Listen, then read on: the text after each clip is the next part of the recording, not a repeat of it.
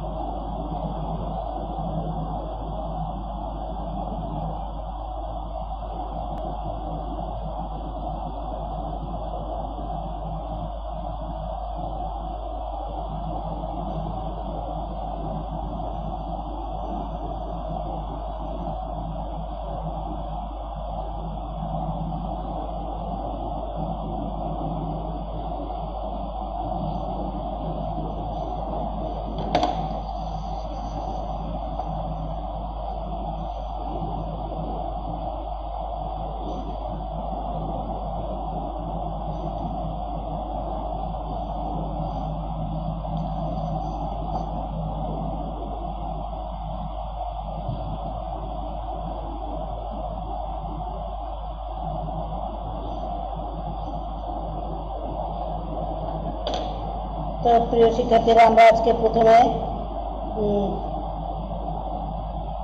যে অধ্যায় দিয়ে শুরু করবো সেটা হলো অষ্টম অধ্যায়। অষ্টম অধ্যায় আছে কি? মানব বসতি। অষ্টম অধ্যায় আছে মানব বসতি। অষ্টম অধ্যায়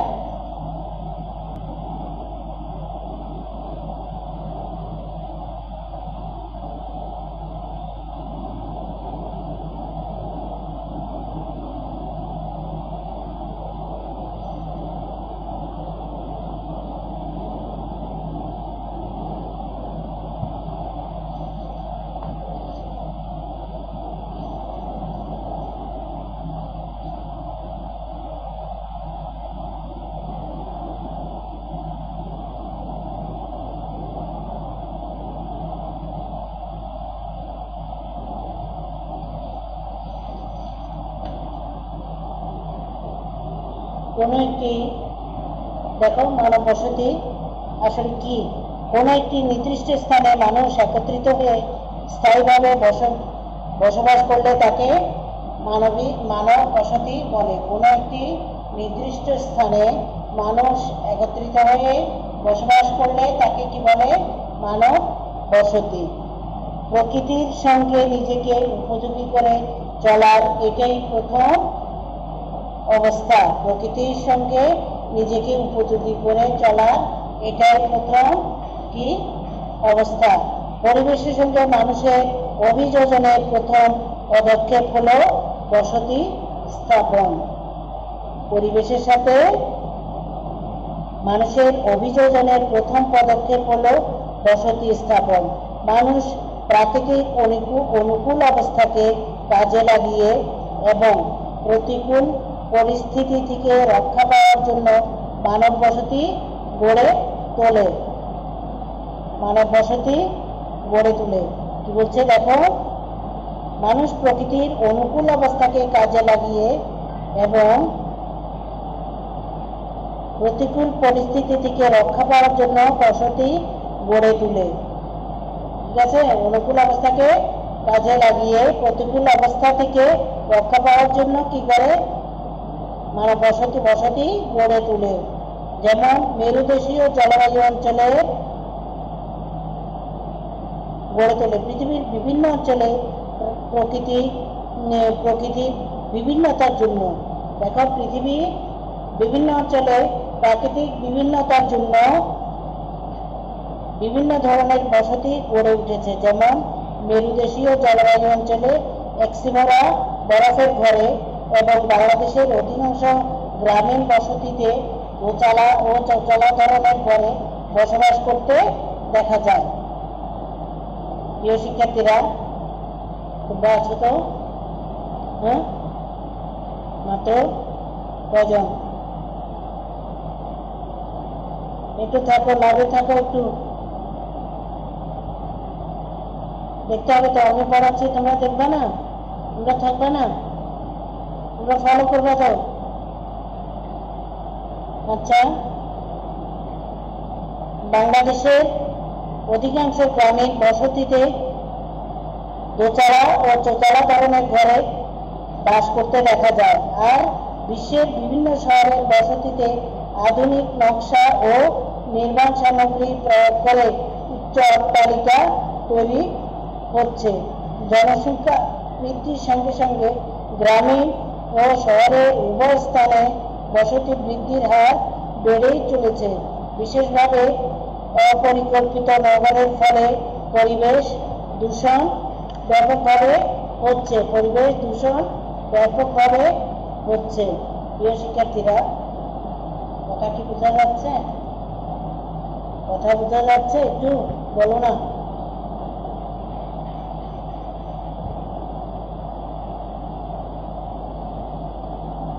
এই অধ্যায় পাঠ শেষে আমরা যা শিখতে পারবো, আমাদের শিখন ফলটা হলো বসতি স্থাপনের নিয়মসমূহ ব্যাখ্যা করতে পারবো। বসতি মানে কোন কোন নিয়মের উপর গড়ে উঠে তা জানতে পারবো। বসতি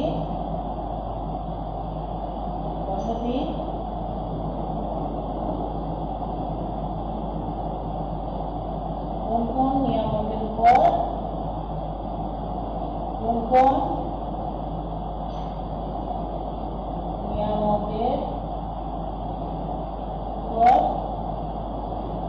গড়ে উঠে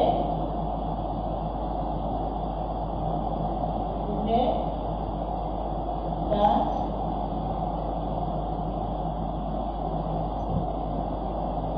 ব্যাখ্যা করতে পারবো।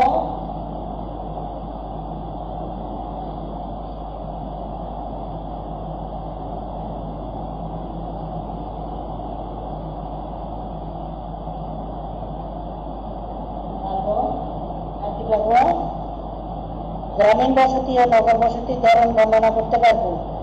গ্রামীণ বসতি আর নগর বসতির ধরন ব্যাখ্যা করতে পারবো। গ্রামীণ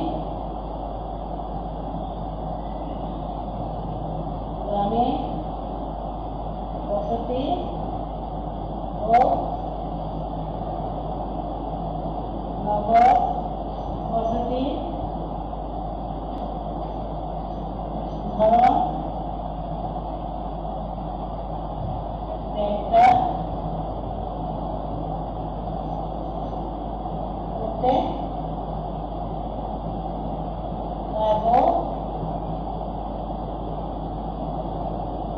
করতে পারবো। গ্রামীণ বসতি ও নগর বসতির ধারা বর্ণনা করতে পারবো। গ্রামীণ বসতি আর নগর বসতির ধারা বর্ণনা করতে পারবো। গ্রামীণ বসতি ও নগর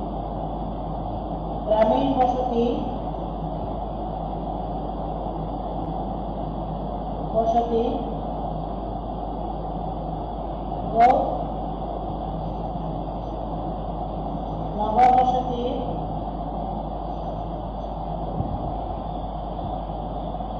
ধারা বর্ণনা করতে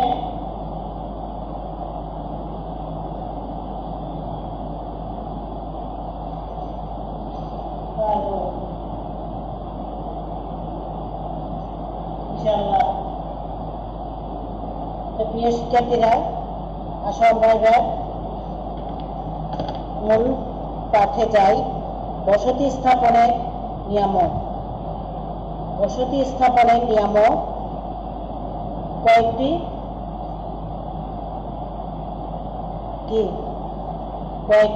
পয়েন্টের উপর নির্ভর করে। দেখো, প্রথমে আছে 1 নম্বর পয়েন্ট ভূপ্রকৃতি, দ্বিতীয়ত পানীয় জলের সহজলভ্যতা, তৃতীয়ত মাটি, চতুর্থ প্রতিরক্ষা, পঞ্চম পশুচারণ,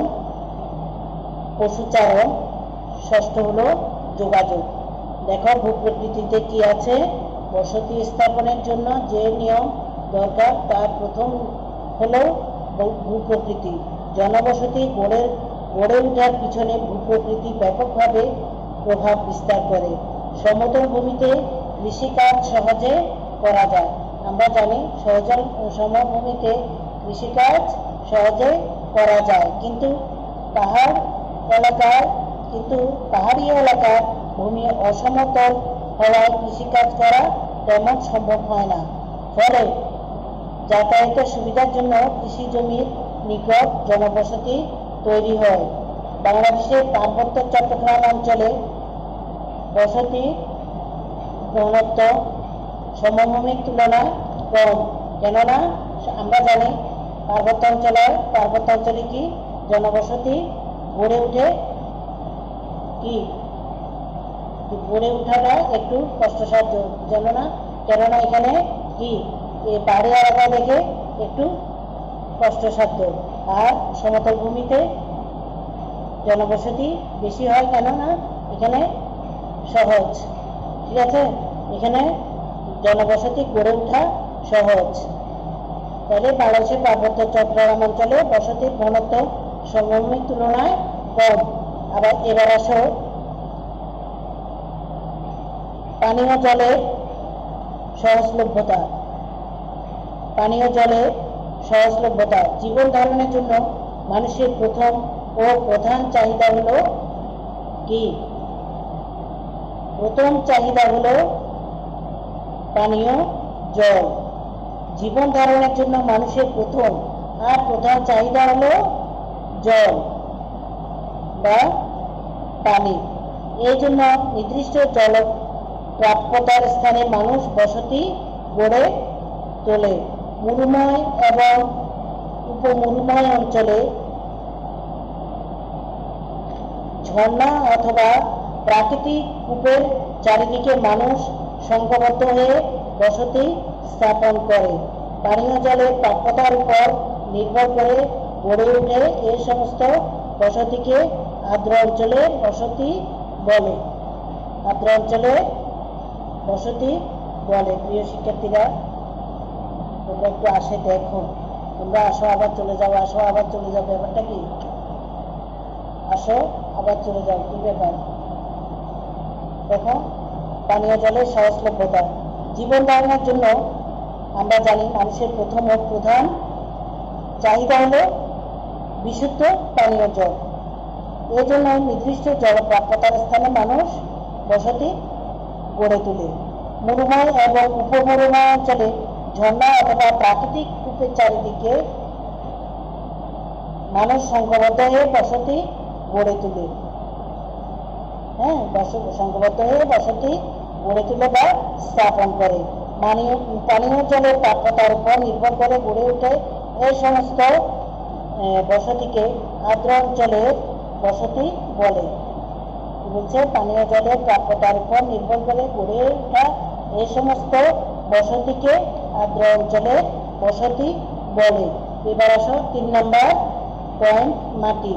মাটির উর্বরা শক্তির উপর নির্ভর করে বসতি স্থাপন করা হয়। মাটির উর্বরা শক্তির উপর নির্ভর করে বসতি স্থাপন করা হয়। উর্বর জমিতে পুঞ্জীভূত জনবসতি গড়ে ওঠে, কিন্তু মাটি অনুর্বর হলে বিক্ষিপ্ত জনবসতি গড়ে ওঠে। যদি উর্বর মাটি হয় তাহলে কেমন জনবসতি গড়ে ওঠে? পুঞ্জীভূত জনবসতি গড়ে ওঠে। মাটি যদি উর্বর হয় তাহলে পুঞ্জীভূত জনবসতি গড়ে ওঠে।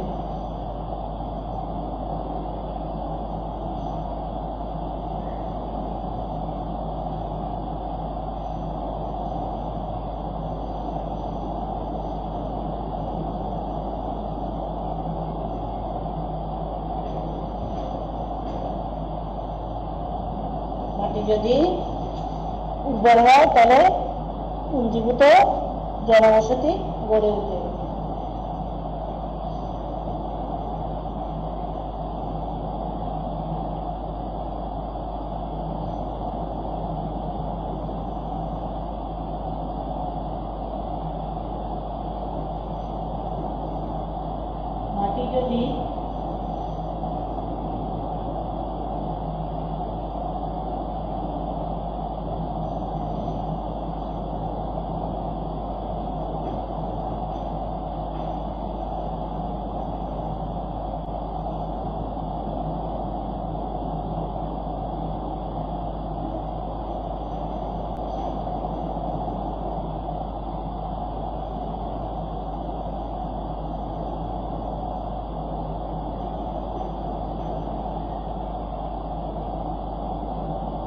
যদি উৎপন্ন হয়, যদি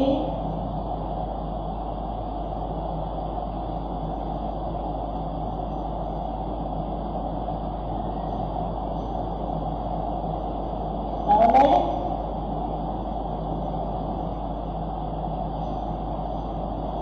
বিক্ষিপ্ত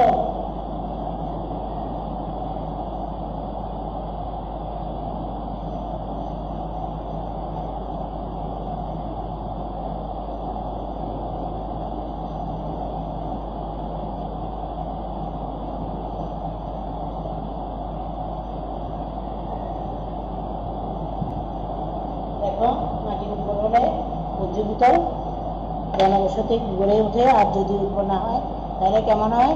বিক্ষিপ্ত জনবসতি গড়ে ওঠে।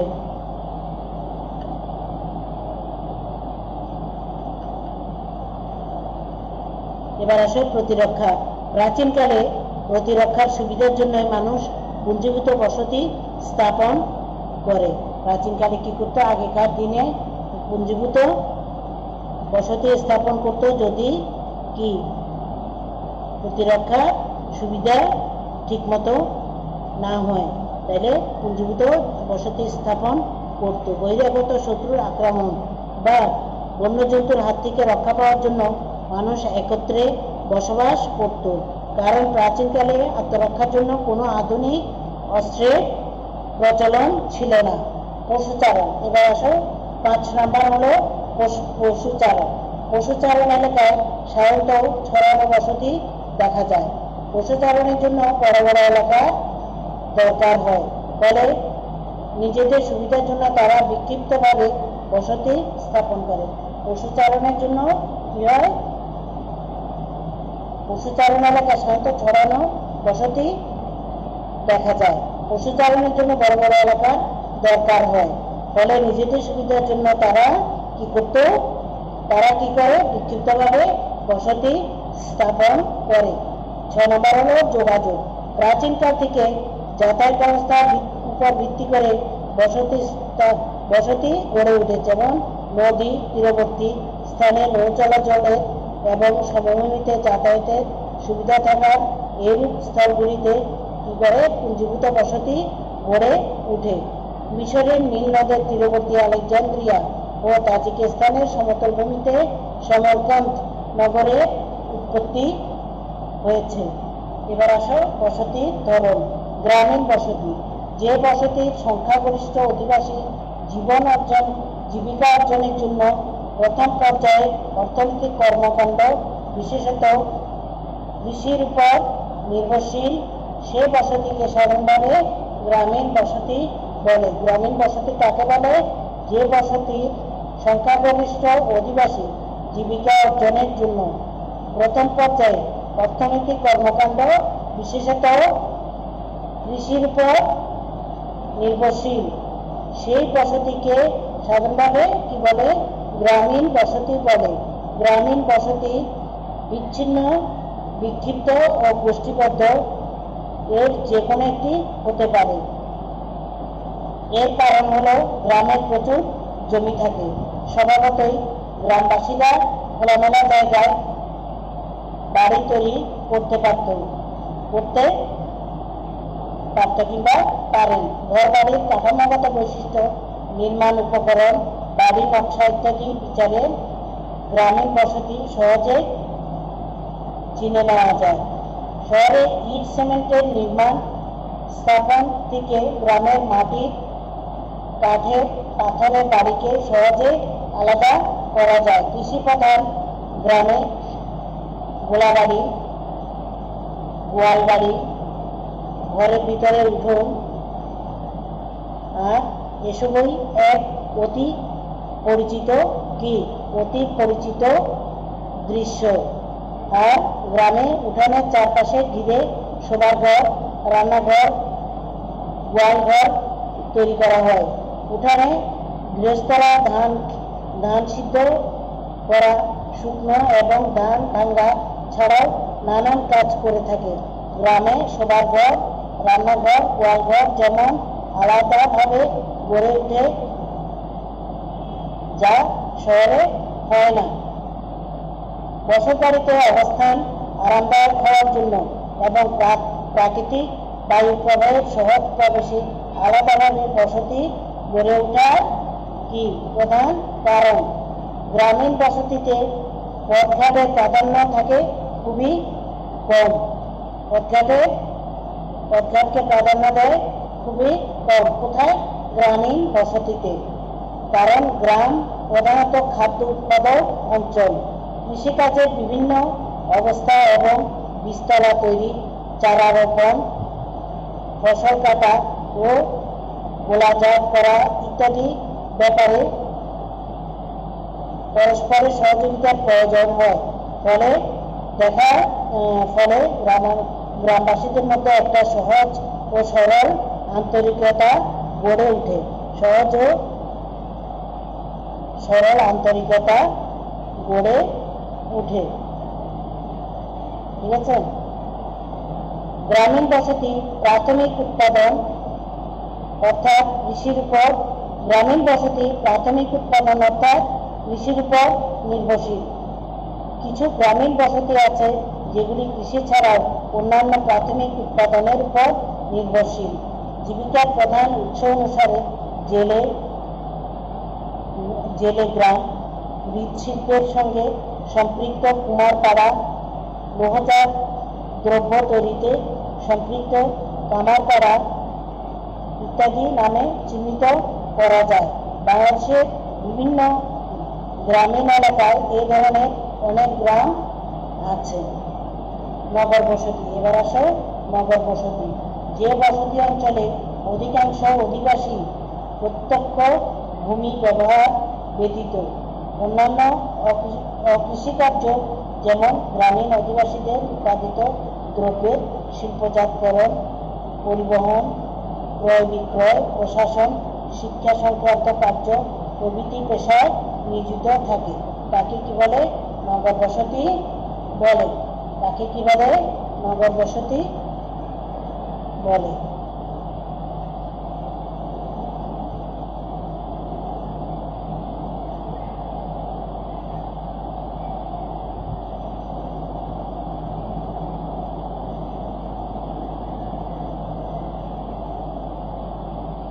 প্রিয় শিক্ষার্থীরা, বাহ্যিক দিক থেকে বিচার করলে দেখা যায় শহরের অনেক রাস্তাঘাট ও কোনো কোনো ক্ষেত্রে বিশাল বিশাল আকাশচুম্বী অট্টালিকা রয়েছে।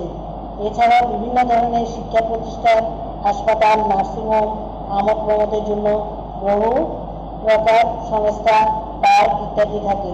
বড় বড় শহরের বিভিন্ন অংশে নানা ধরনের কর্মকাণ্ড চলে। বসতি স্থাপনের ধরন ও বিন্যাস অবস্থানের প্রেক্ষিতে ও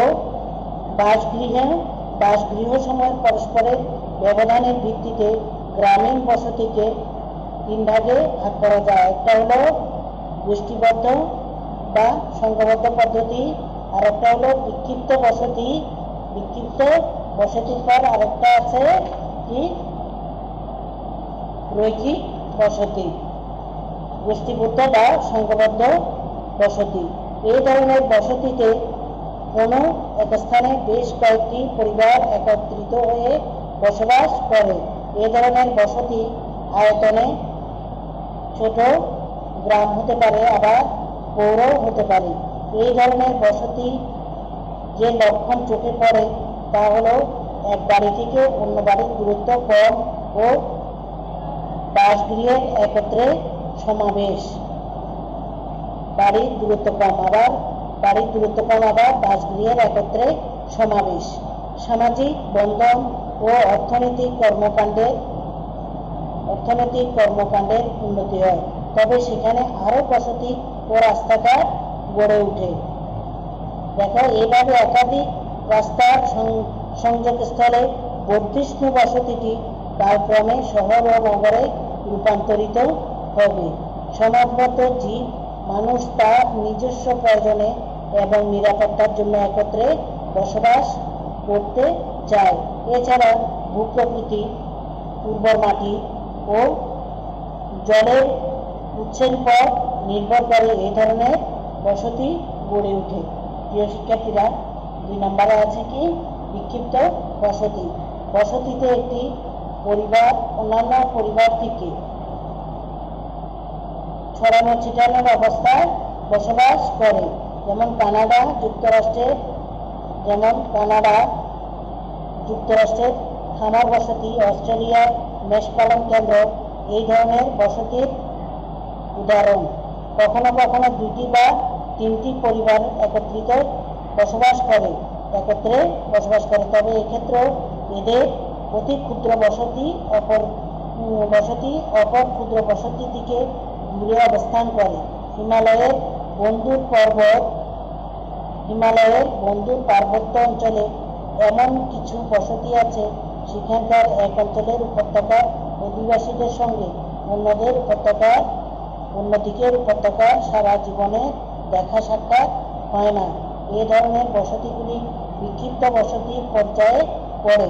বিক্ষিপ্ত বসতির বৈশিষ্ট্যগুলো হলো 2টি বাসভূমি বা বসতির মধ্যে যথেষ্ট ব্যবধান, তারপর অতি ক্ষুদ্র, আরেকটা হলো প্রথমটা হলো 1 নম্বর 2টি বাসভূমি বসতির মধ্যে যথেষ্ট ব্যবধান, 2 নম্বর হলো অতি ক্ষুদ্র পরিবারভুক্ত বসতি, তারপর 3 নম্বর হলো অধিবাসীদের সামাজিক ও অর্থনৈতিক বিচ্ছিন্নতা।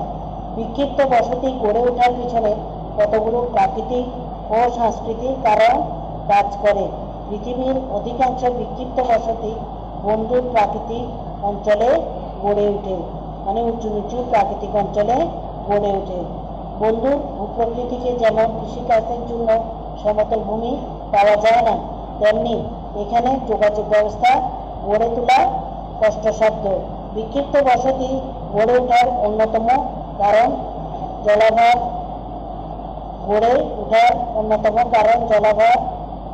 জলাভূমি ও বিল অঞ্চল, ক্ষয়িত ভূমিভাগ, বনভূমি, অনুর্বর মাটি অধিকাংশ ক্ষেত্রে বিক্ষিপ্ত বসতির জন্ম দেয়। বিক্ষিপ্ত বসতির জন্ম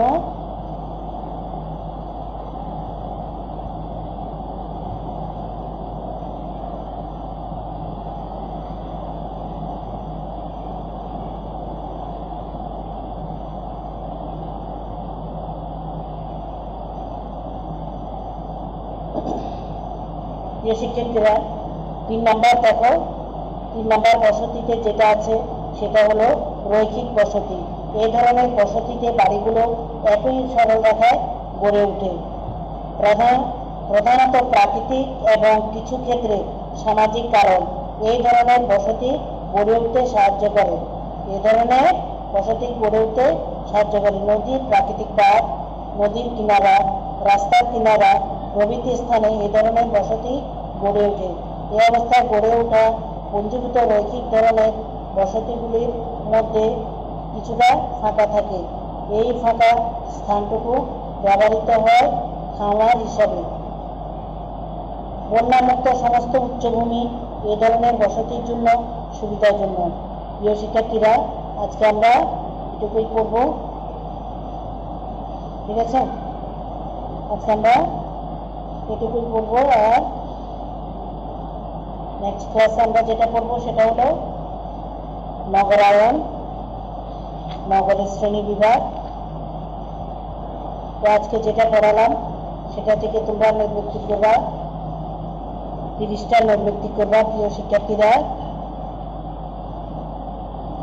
বাড়ির কাজ 30টা নির্বৃত্তি।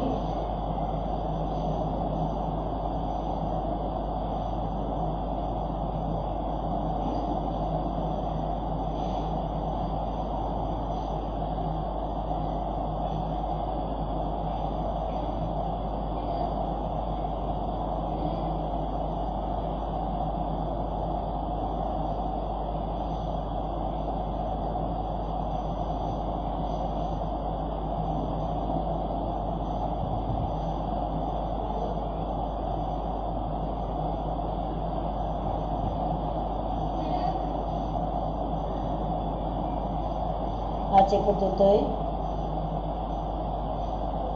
আমাদের যে বার্ষিক পরীক্ষা শুরু হচ্ছে, সেই জন্য তোমরা বাংলা, ইংরেজি এবং গণিতের উপর বেশি জোর দিবা। তারপর পড়াশোনা করবা যেন রেজাল্টটা ভালো হয়। রেজাল্ট ভালো হইলে তোমরা পরবর্তী ক্লাসে ভালো একটা ফলাফল নিয়ে তোমরা ক্লাস